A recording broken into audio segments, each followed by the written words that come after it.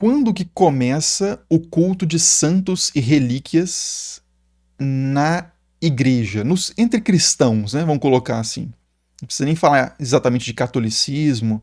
Existe alguma pista, se a gente procura no judaísmo antigo e no cristianismo inicial, ali, primeiras décadas do cristianismo, a gente encontra alguma pista ali de algo parecido com o que a gente tem de culto de santos e relíquias na Igreja Católica hoje? Não exatamente, mas a gente tem pelo menos duas passagens que são interessantes, uma no Antigo Testamento e uma no Novo Testamento, que trazem alguns elementos que estarão presentes no culto dos santos e relíquias. São bem curiosas, inclusive, até meio estranhas pro paladar assim contemporâneo cristão, mas exatamente por isso eu acho que vale a pena a leitura, né? Porque a estranheza é o nosso insumo aqui do canal, né? Então a primeira passagem acontece no segundo livro de Reis, que quando está contando ali a história de Eliseu, que é uma figura, um profeta do Antigo Testamento que é famoso por milagres, assim como Elias, né? Milagres, que é uma coisa que não é tão frequente, pessoas fazedores de milagres não é uma coisa tão frequente assim no Antigo Testamento, mas a gente tem essas duas figuras, Elias e Eliseu, que tem esses vários prodígios, né, atribuídos a eles, e tem uma cena muito curiosa em que acontece o seguinte: Eliseu já morreu, e aí tá tendo uma cena de sepultamento e algo extraordinário acontece. Eu vou ler diretamente do texto aqui. Eu tô lendo na Nova Almeida atualizada para variar um pouco, que eu pego sempre a Bíblia de Jerusalém, né? Mas pode ser na Nova Almeida atualizada também, não vai fazer diferença. Diz o seguinte, né? Eliseu morreu e o sepultaram.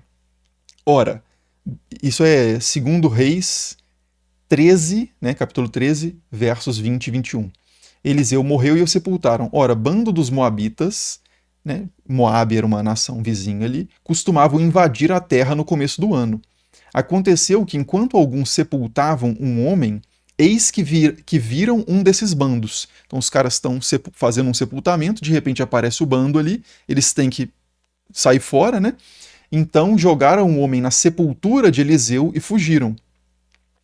Em vez de terminar a sepultura, eles aproveitaram a sepultura possivelmente aberta ali que estava o corpo de Eliseu, jogaram o camarada lá e cascaram. Aí acontece a questão extraordinária, né? Quando o cadáver desse camarada aleatório tocou nos ossos de Eliseu, o homem reviveu e se levantou sobre os pés. Então é uma passagem em que a gente tem uma ressurreição, basicamente, de uma pessoa que, quando toca os ossos de Eliseu, ela revive. É um evento sem paralelos, eu diria, no Antigo Testamento, né? Não tem nenhum evento muito parecido com isso em nenhum outro livro, nem do Antigo Testamento, nem do Novo. Então não é um exemplo entre vários que eu poderia pegar. Não, é um caso bastante excepcional. Mas a gente já tem essa característica interessante de que os ossos de Eliseu, por algum motivo, por alguma causa não especificada, atribui-se a eles a esse poder, pelo menos pontual, de ter ressuscitado aquele camarada. A investigação teológica, a justificação teológica disso, como o texto é muito aberto, né, vão aparecer várias, tipo assim, foi Deus que ressuscitou o cara para mostrar que Eliseu era um bom exemplo, alguma coisa desse tipo, mas isso não interessa para nós agora. O que interessa é que existe essa conexão num texto importante, num texto do Antigo Testamento, em que a gente tem ossos, o contato com ossos relacionado à ressurreição, a poder. Né?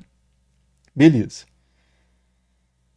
No Novo Testamento, a gente também encontra um texto que não vai falar de ossos, mas vai falar de algo relacionado a uma pessoa importante, que é Paulo, que tem também poder, ou pelo menos é um canal de poder.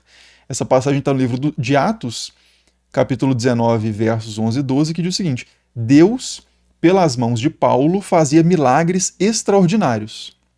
Então, o próprio Paulo era visto como um fazedor de milagres, a ponto de levarem os enfermos lenços e aventais do seu uso pessoal, levar aos enfermos lenços e aventais do seu uso pessoal, diante dos quais as enfermidades fugiam das suas vítimas e os espíritos malignos se retiravam. Então, Paulo era tão fazedor de milagres, diz o autor de Atos, ao ponto de pessoas pegarem lenços que ele usava, colocar isso em contato, né, próximo de pessoas que estavam doentes e as pessoas serem curadas. Então, mesmo à distância, com esse veículo, né, esse canal, que é coisas que tocaram nele, as pessoas ficaram curadas. Pela classificação atual sobre relíquias, né, que não, no catolicismo, que não existia essa classificação nos tempos nem de Reis, nem no tempo de Atos, mas se a gente fosse aplicar retrospectivamente essas categorias, no caso de Eliseu, a gente teria uma relíquia primária, ou de primeira classe, que é o próprio corpo do santo, no caso, os ossos mesmo sepultados ali de Eliseu. E no caso do Novo Testamento, a gente teria um caso de relíquias de segundo grau, ou secundárias, que são objetos que tocaram o corpo do santo. De novo, isso não está presente lá, e vale a pena dizer o seguinte, que nem no Antigo Testamento, nem no Novo Testamento, parece haver uma prática sistemática de fazer isso. Não há uma coleta, por exemplo, não há nenhuma referência de alguém que morreu, sei lá, Estevão ou Tiago, que no livro de Atos narra essas pessoas, a morte dessas pessoas. O texto não diz que ninguém foi lá pegar os ossos desses camaradas para algum efeito de relíquias, né, para expor esses ossos ou coisa do tipo. Então a gente não tem aqui um desenvolvimento completo do que hoje é entendido como a doutrina do culto dos santos e das relíquias. Mas, de novo, a gente tem alguns elementos que vão participar desse longo processo histórico por meio do qual se constrói esse entendimento atual católico. Depois disso, a gente tem alguma coisa, se a gente for pegar a comunidade cristã antiga, os primeiros cristãos que escreveram textos depois do Novo Testamento, a gente tem algo que aponte também para uma preservação do corpo de pessoas que eram consideradas muito próximas de Deus ou muito semelhantes a Jesus, né, os chamados santos? Tem. No segundo século, a gente tem um texto chamado Martírio de São Policarpo, de Esmirna, que fala exatamente disso, do martírio, da morte, né, da execução de Policarpo, que era um bispo de Esmirna, né, onde hoje é Turquia, na antiga Ásia Menor. E quando Policarpo morre, tem todo o relato, né, de que Policarpo seria executado e tentaram queimar Policarpo, mas as chamas não queimaram o seu corpo, aí depois eles decapitaram Policarpo. E aí quando Policarpo morreu, né, isso vocês podem encontrar, por exemplo, nessa edição aqui, ó, Pais Apostólicos, que tem cartas de Clemente, Inácio, Policarpo, tem a de Daqué e o pastor de Hermas também.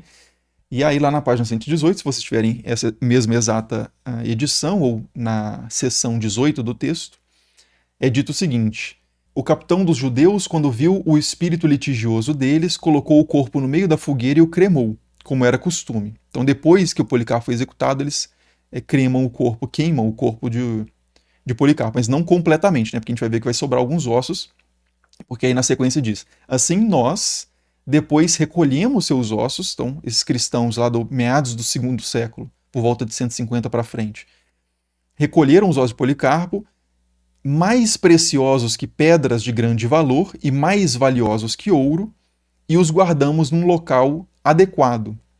Então, eles recolhem esses ossos que são considerados preciosíssimos, é uma coisa estranha para o mundo antigo, até para o mundo contemporâneo mesmo.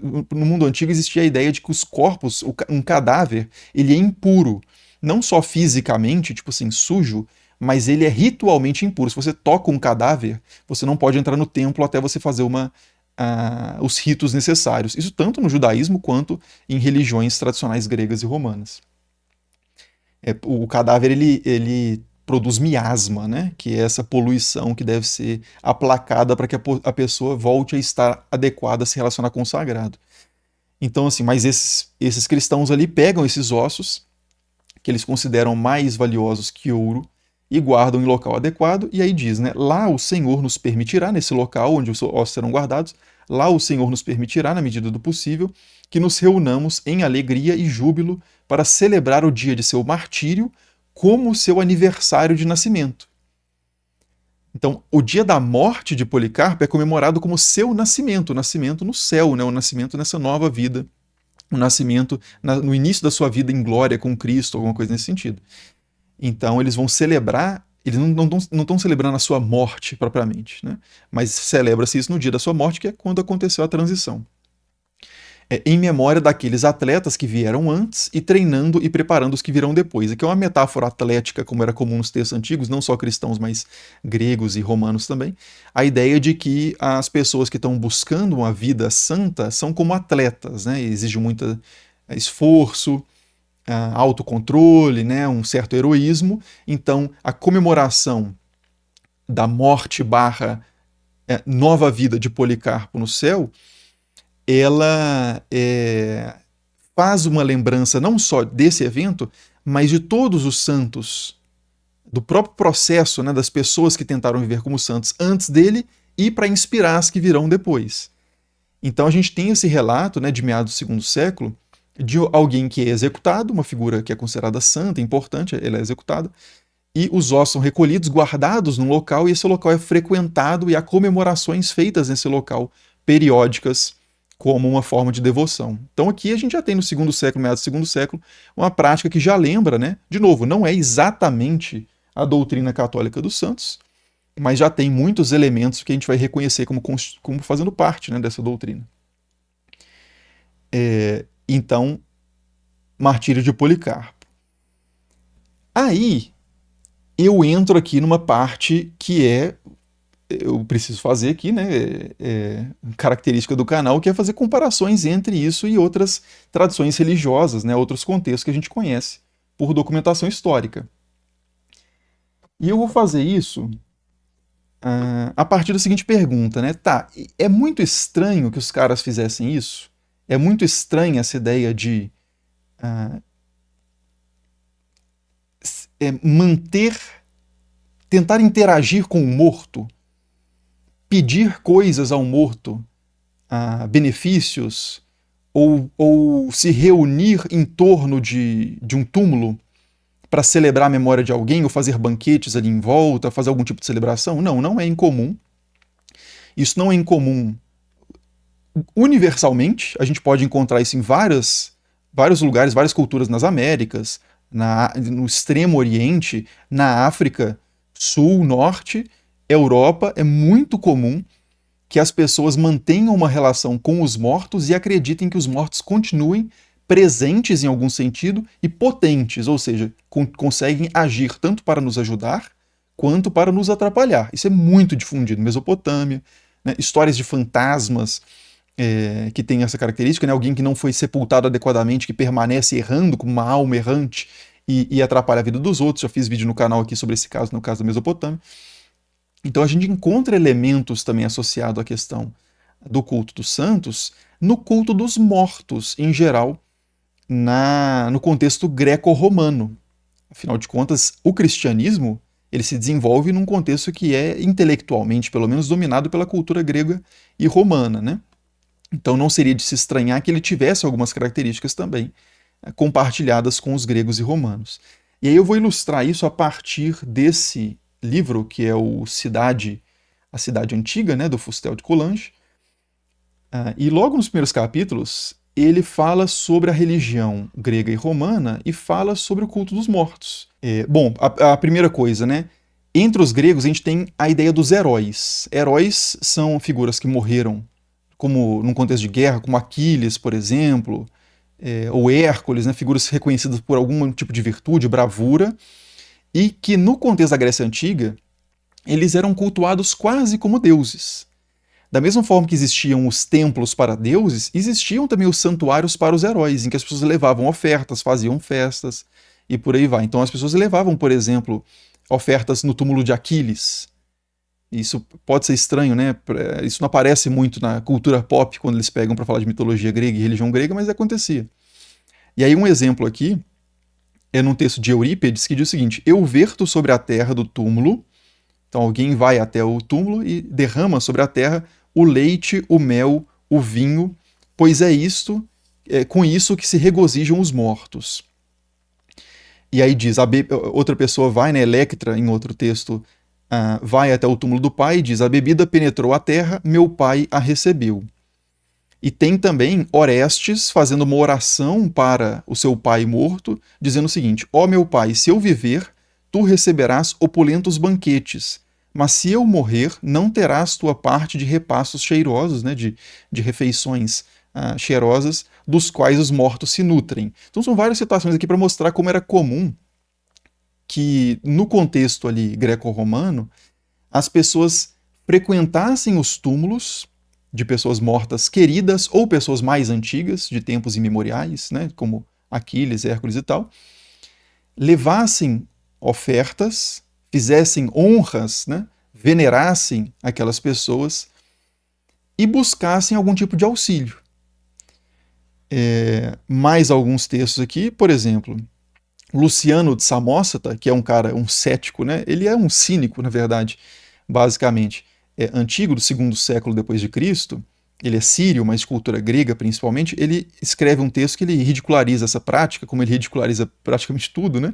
E ele diz o seguinte: os homens imaginavam que as almas vêm lá de baixo para os jantares, se referindo às almas dos mortos, né? Elas sobem para comer com os vivos nessas cerimônias, que se lhes traz, que elas se regalam com o aroma das iguarias e que elas bebem o vinho derramado sobre as valas. Então, para o Luciano, isso era ridículo, né? Mas para a maior parte das pessoas ali, não era.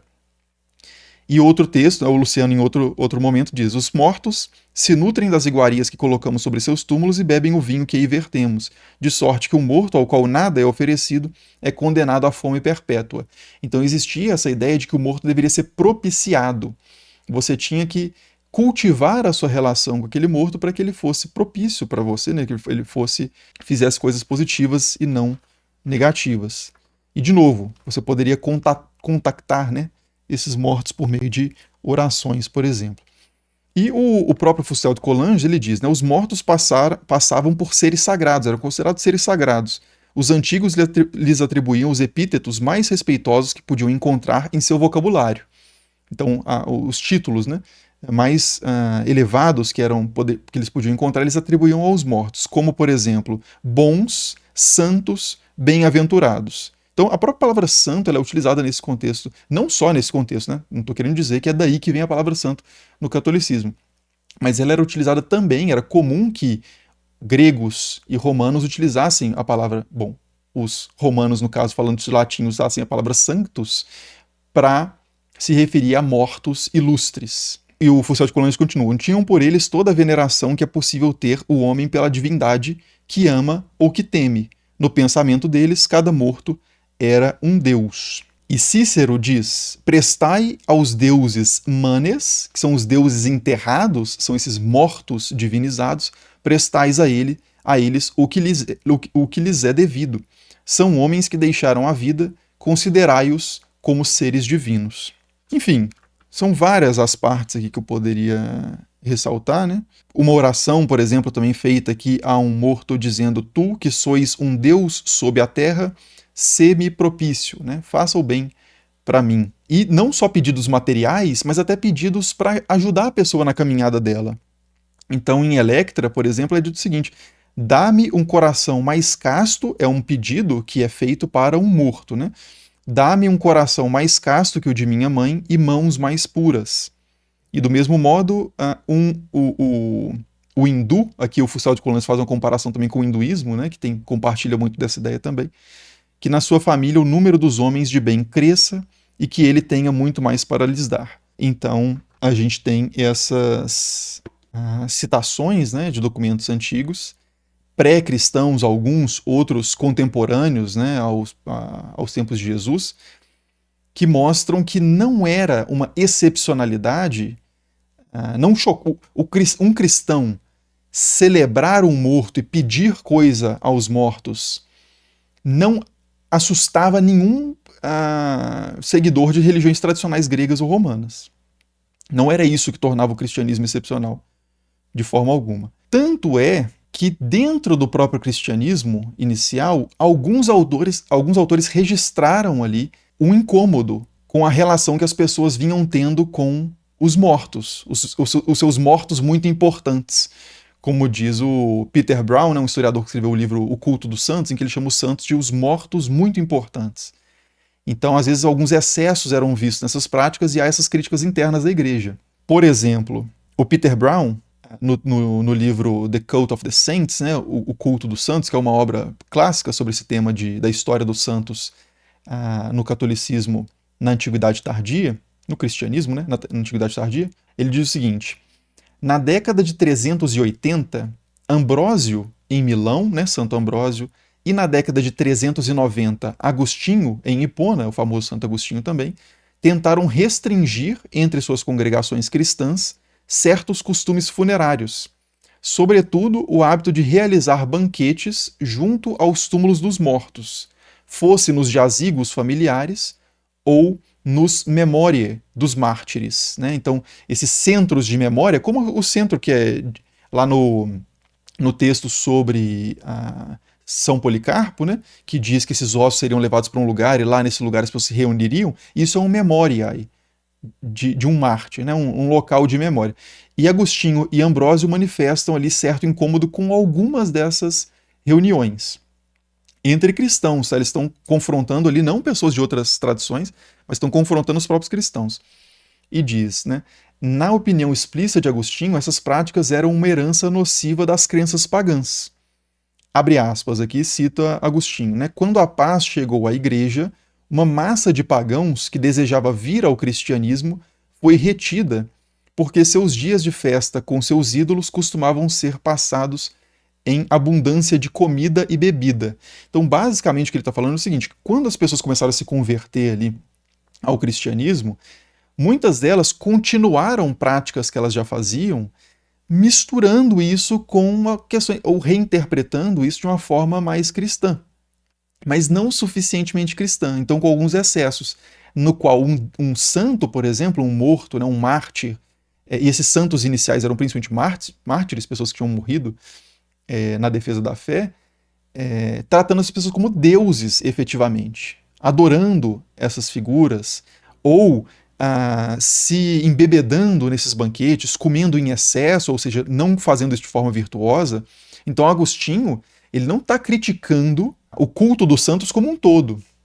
Ele está criticando excessos que ele percebe ali como introduções de práticas pagãs. Mas você vê que já há essa confusão, né, entre a forma como os não cristãos celebravam os mortos ali na região e a forma como os cristãos celebravam, e alguns bispos olhando para isso e falando, opa, estão misturando as coisas aí. E aí o Peter Brown continua, né? Esses pagãos agora tinham entrado na igreja e haviam trazido consigo os seus maus hábitos, né? Maus hábitos na opinião de cristãos como Agostinho e Ambrósio. E ele diz também, o Peter Brown, ele traz outra referência que é o Vigilâncio, uma figura menos conhecida, né, do que Agostinho e Ambrósio, mas também viveu por volta ali do ano 400, que era um sacerdote na Espanha, e ele escreveu o seguinte, abre aspas, nós vemos o cerimonial do culto pagão introduzido nas igrejas sob o pretexto de observância religiosa, fecha aspas.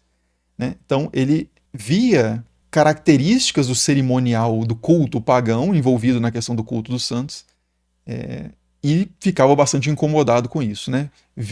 Como se, sob pretexto, como ele diz, né, sob pretexto de observância religiosa, as pessoas estão mantendo práticas que não são compatíveis com o cristianismo autêntico.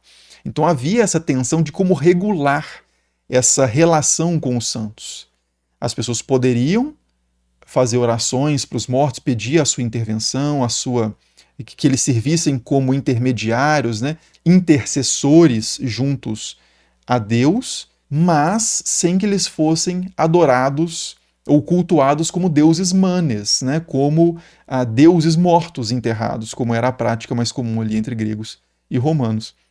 E é interessante, o Santo Agostinho, inclusive, ele escreve todo um tratado, né, criticando uma prática que era o chamado depositio ad sanctus, ou seja, depositar os corpos mortos, enterrar o corpo dos mortos junto dos santos, como se a proximidade física com um santo, com uma pessoa santa, fosse santificar de alguma forma ou ajudar a pessoa que está sendo enterrada do lado dela.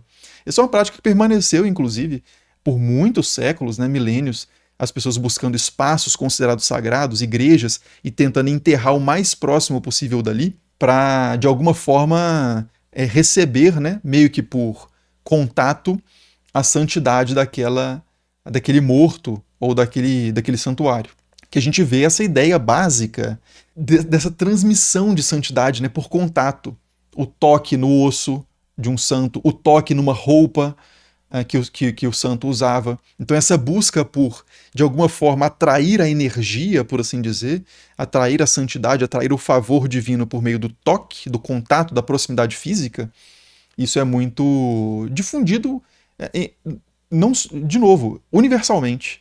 Você tem peregrinações para lugares sagrados, você tem preservação de restos mortais de pessoas importantes em muitas culturas pelo planeta. Até no budismo no budismo tibetano, você tem peregrinações que as pessoas percorrem quilômetros de joelhos para chegar numa relíquia de Buda, um dente de Buda, um osso de algum Buda e coisa assim, né? Então isso também não é excepcional de forma alguma do cristianismo nem do catolicismo. Mas havia essa negociação, né? Como exatamente, até onde é lícito e faz sentido esse contato com os nossos companheiros invisíveis, que são os santos, e que permanecem presentes e potentes, mas sem ofender o princípio do monoteísmo e sem incorrer em idolatria.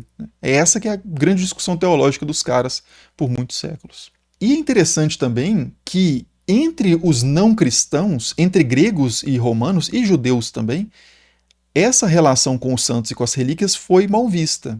Eu acabei de falar que os gregos e os romanos faziam coisas parecidas, né? Mas eu vou diferenciar a coisa aqui. Primeiro, tem relatos no livro do Peter Brown, eu recomendo fortemente esse livro, acho que não tem em português, mas quem não tiver problema com o inglês, procure The Cult of the Saints, o Culto dos Santos. É um livro curto, são 6 conferências que ele deu e foram depois transformadas em livro, e abordam esse assunto de forma bem panorâmica, interessante. E ele traz ali uma citação também de um judeu, essa aqui eu não separei, mas de um judeu que falava dessa estranha prática dos cristãos de ficar desenterrando as pessoas e trazendo coisas imundas para a cidade. O que são as coisas imundas? Os cadáveres. Porque há essa compreensão dentro do judaísmo de que o corpo ele polui. Nas leis que você vai encontrar lá no Antigo Testamento, você toca um corpo, você está impuro e vai ter que passar por uns processos, passar por uma quantidade de dias para você poder voltar a frequentar o templo ou fazer qualquer coisa associada à santidade, ao sagrado. Então esse judeu, um documento que a gente tem, fala sobre essa estranheza. Os caras estão tirando... E outra coisa, na cidade antiga, em geral, isso serve não só para a Grécia e Roma, serve até para o Egito e outras localidades também. Os cemitérios, a cidade dos mortos, né, a necrópole, ela era colocada longe da cidade, fora da cidade. Você não enterrava as pessoas ao lado da cidade, não tinha um cemitério no meio do bairro, né, como a gente encontra hoje. Você vai num bairro e tem casas residenciais, comércio, um boteco, uma igreja, e do lado tem ali o cemitério. Isso não era comum nas cidades antigas. Era comum que os mortos fossem sepultados longe do mundo dos vivos. Então, quando os cristãos começaram a escavar, exumar, buscar corpos de santos, pegar os ossos e fazer procissões para levar esses ossos para um santuário e passarem a fazer a veneração do santo naquele santuário, aquilo era visto como uma coisa que estava traindo poluição para a cidade, né? Nessa mentalidade antiga. Alguns gregos e romanos também pensavam dessa forma. Por exemplo, o imperador Juliano, chamado de Juliano o Apóstata, né, porque ele é um dos poucos, talvez o único, imperador pós-Constantino que abandona o cristianismo. É o único que eu me lembro agora, porque os depois de Constantino todos são cristãos em algum nível, né? Nicenos ou não, né? Arianos ou não, mas o Juliano ele tenta abraçar as religiões tradicionais romanas, só que de uma forma diferente, já uma filosofia meio neoplatônica, mas não é isso que importa aqui.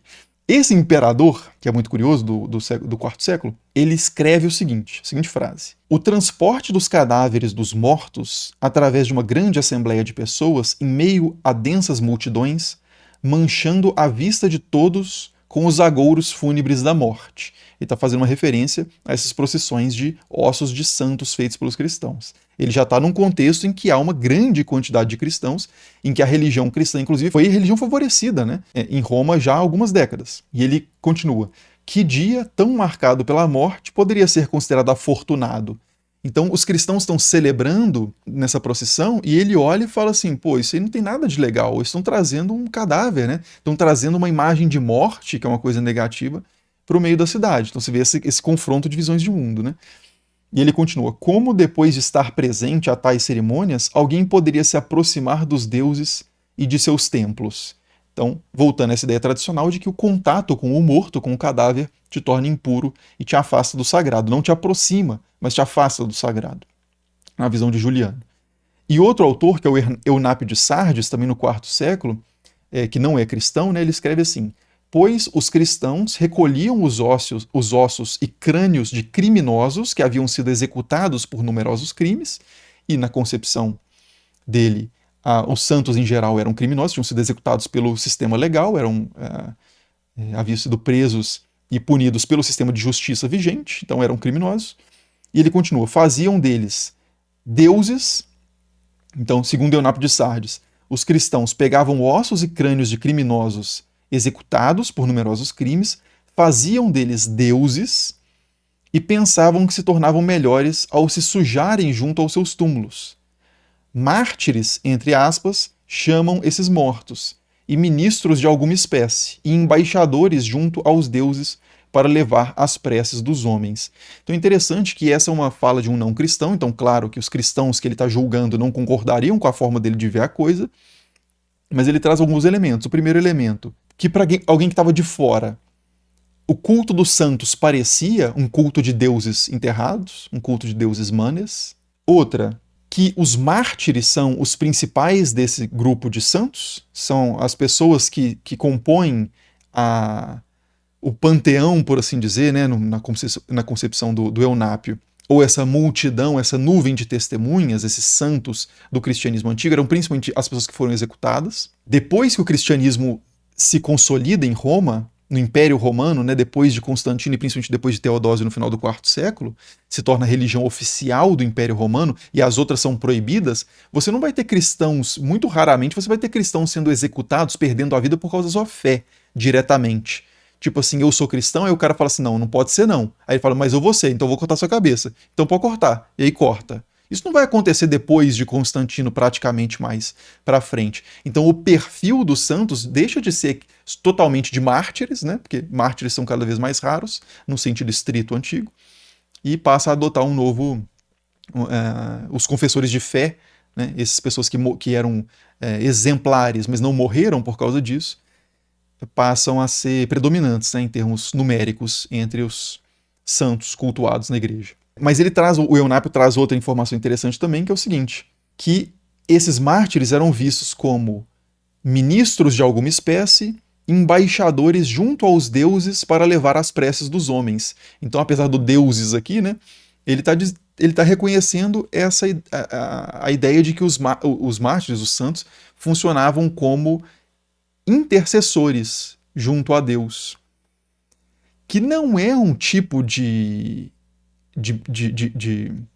característica religiosa que a gente encontra só nos cristãos também. Se a gente quisesse fazer uma comparação com entidades do mundo grego e o romano, a gente poderia falar dos daimones, né, no caso dos gregos, ou dos gênios, ou gênios, no caso dos romanos, que são figuras, entidades, né, imortais ou mortos divinizados que funcionavam como intercessores junto aos deuses maiores.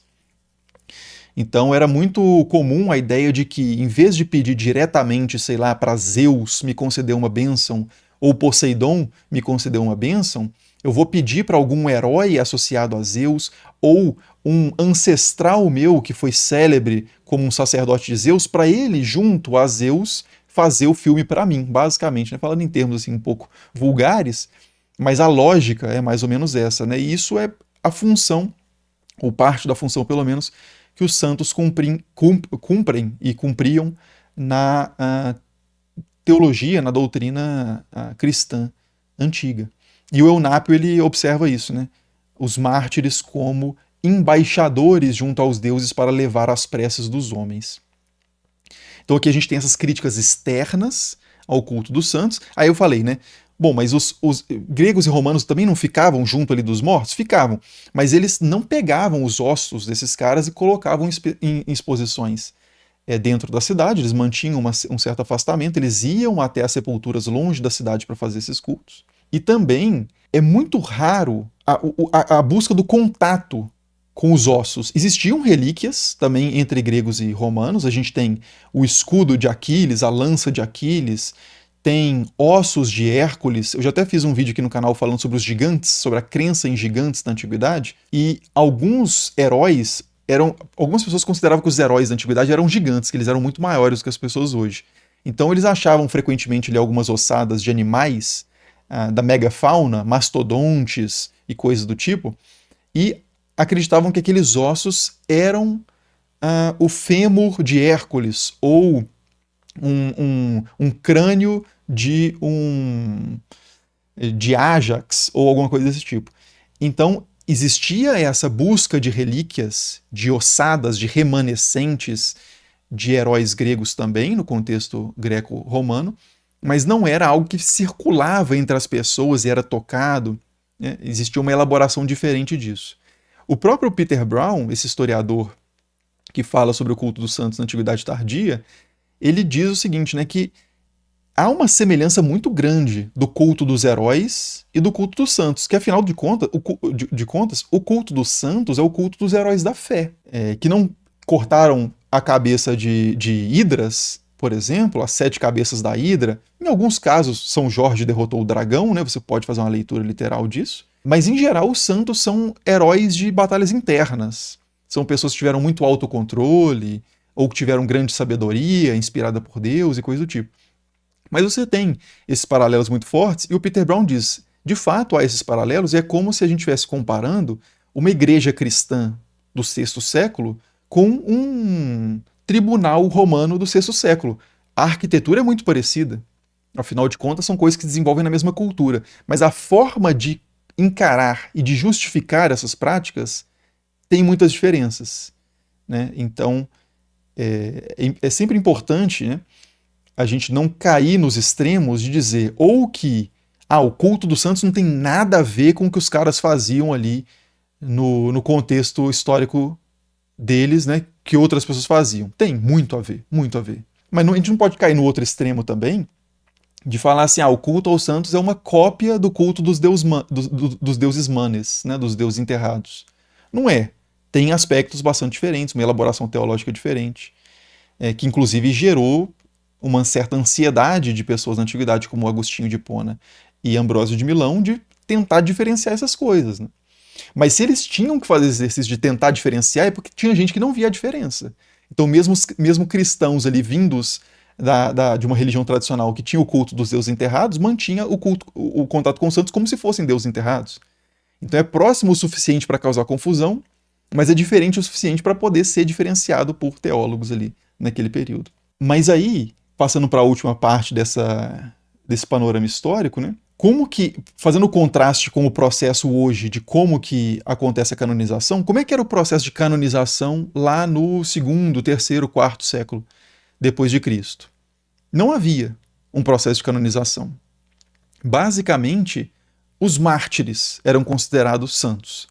A pessoa que morreu numa situação pública ali pela fé, as pessoas viram aquilo, se sensibilizaram grandemente pelaquela situação, consideraram a virtude heróica ali daquela pessoa de enfrentar as autoridades, de dar o seu próprio corpo às chamas, às feras, à espada, por causa da sua fé, e passavam a ter uma relação especial com essa pessoa, mesmo depois da sua morte, né? Considerando que a sua presença persistia e a sua potência persistia. Aos poucos, como eu disse, a quantidade de não mártires que vai se agregando a esse grupo de santos aumenta, e também algumas pessoas começam a ser consideradas santos, só que eles tinham ideias ou práticas que não agradavam aos bispos locais. Os caras falavam, opa, estão cultuando aí um camarada como santo aí, que dizia, sei lá, por exemplo, o contrário do que eu falo do meu púlpito.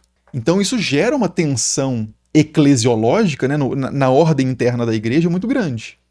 E aí parte da iniciativa dos bispos, dessas autoridades cristãs locais, fazer uma validação. Então, os bispos localmente começam a reconhecer oficialmente algumas figuras como santos e outras não. Isso ainda é em caráter local, né? Aí, só lá no século XII, XIII, com dois papas, Alexandre III e Gregório IX, que são duas figuras principais desse processo, eles puxam essa responsabilidade e essa prerrogativa de dizer quem foi santo e quem não foi para os papas, para a figura central do papa. Então, os bispos estavam controlando localmente, só que agora talvez haja uma divergência. Eu não posso confiar totalmente. Tem tanto bispo agora também, espalhado por tantos cantos do mundo, que eu não posso confiar se esse bispo aí realmente está fazendo a validação correta de quem é santo e quem não é, quem é um exemplo da doutrina católica e quem não é. Então os papas centralizam o processo e criam essas comissões, né? E a partir do século, acredito que 13, 12 ou 13, acho que é no século 13 com Gregório IX, o Papa passa a ser necessário no processo, imprescindível. Sem a validação dele, ninguém pode ser considerado santo com caráter oficial. Consequentemente, os cultos públicos a santos só podem acontecer com autorização papal. Então, sem a aprovação do Papa, pessoas, por mais que sejam considerados santos nas suas comunidades locais, não podem cultuar publicamente esse camarada. Ele precisa primeiro passar pelo processo, aí o Papa, lá no final do processo, canonizar, aí podem acontecer cultos públicos. E no século XVI é criada a chamada Congregação dos Ritos, que depois vai virar o que é o dicastério, basicamente, né? O dicastério da causa dos santos atual, mas tem inicialmente no século XVI, no contexto das reformas protestantes, né, e contra-reforma, e própria reforma católica, a criação dessa Congregação dos Ritos para supervisionar esses processos. E no século XVIII, um papa que é o Bento XIV, cria todo um sistema, ou sistematiza uma série de considerações que já tinham sido feitas para criar esse processo ordenado, passo a passo, etapa por etapa, de controle de quem pode ser efetivamente reconhecido e cultuado localmente ou universalmente como santo e, consequentemente, como um exemplo de vida, como um exemplo em termos de doutrina, como um exemplo em termos de vida cristã, né? De ação, de ética, de espiritualidade, etc. Então, no século XVIII, surge um processo mais passo a passo. Até então não tinha um processo assim robusto, né, estável. E aí, a partir do século XVIII, passa a ter esse processo mais bem definido e ele sofre algumas alterações, como eu disse lá no início da live. No século XX e XXI, alguns retoques, mas a base já está colocada mais ou menos ali no século XVIII. Aí tem umas mudanças da instituição, né, essa congregação dos ritos depois vira outra congregação, que depois, eu acho que vira congregação ou comissão da causa dos santos, e depois ser dividida, e tem o dicastério e tem outra comissão. Enfim, mas são coisas ali que vão refinando o processo que tinha sido estabelecido no século XVIII.